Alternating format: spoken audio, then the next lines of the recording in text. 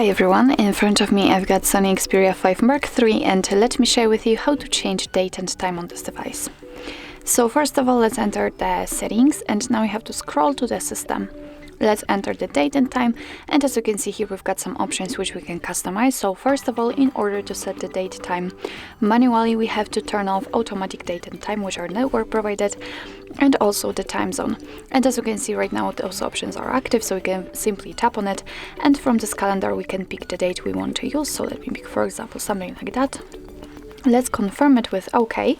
We can enter the time also, and from the clock just pick the time you'd like to set, so for example something like that, and as you can see it will be immediately changed on the status bar. Also we can change the time zone, just tap on it, pick the region, and as you can see here we've got all possible options from which we can choose. So all you have to do is to simply find the one you'd like to set and tap on it. So let me pick this one. Sometimes you will be also able to pick specific region, so let me pick Moscow for example.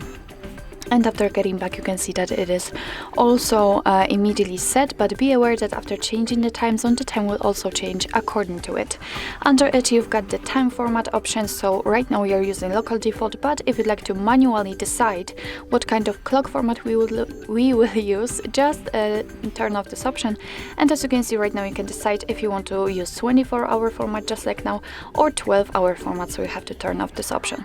So actually this is it. This is how to customize the date and time, and of course you can get back to all previous settings. Just turn on the local default, use network provided time zone and automatic date and time. So actually this is it. This is how to manage date and time in your SONY Xperia 5 Mark III. Thank you so much for watching. I hope that this video was helpful, and if it was, please hit the subscribe button and leave the thumbs up.